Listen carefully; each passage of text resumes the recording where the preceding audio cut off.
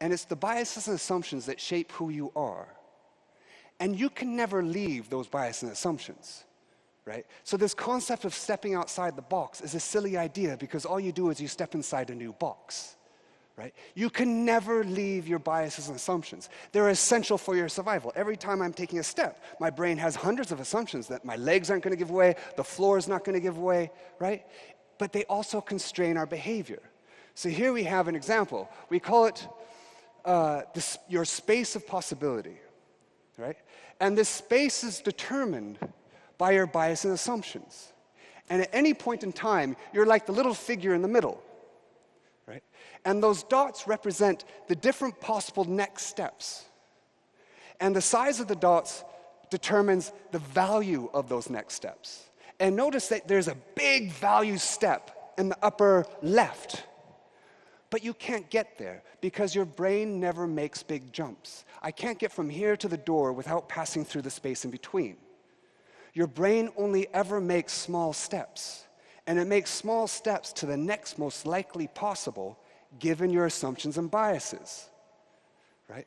But what might be possible for you is different from what might be possible from someone else because they have a different set of biases and assumptions. We all have our own unique space of possibility, which is why we all make sense to ourselves, just not other people, right? So as you make a step, you just choose the next most likely possible, even though it's a less good idea. Not because you're an idiot, it's because you can't see those other ideas around you. So often when you're in conflict with someone, it's not because they disagree with you, it's they can't even see what you're seeing. And what's more, your assumptions don't just stay inside your head, right? These aren't just private to you. You project them out into the world. This screen is not blue, right? The perception couldn't be closer to you.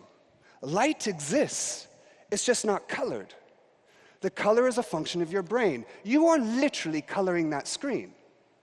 You're projecting the color onto it. The perception is inside here, not in the world. And what's true for color is true for more complex perceptions. So here we have two triangles and a circle, right? Completely meaningless shapes until I put them into motion.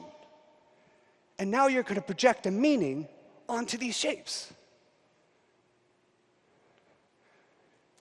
You hate one of those triangles, right? You're feeling bad for the other one. You're worried for the circle, right? This is a horror film. Right? You can almost hear the soundtrack.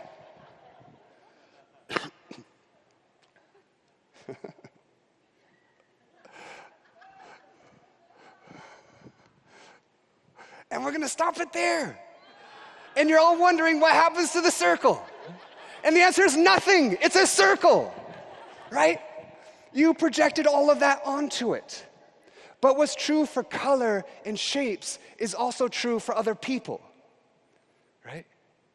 Other people are just the sources of meaningless information. Everything I'm saying to you right now is literally meaningless, right? You're creating the meaning and projecting it onto me. Because while you can measure the what of a person, the where of a person, the when of a person, you can never measure their why. Because you have no access to what's inside their head. So you project a meaning onto them. You color other people. Every personality that you've ever perceived is literally inside you, projected outward. You are a massive group within. And when you connect with someone, it's because your projected meaning of them happens to coincide with their projected meaning of themselves, right? So to understand another person is to actually understand not what they're doing, but why they're doing it.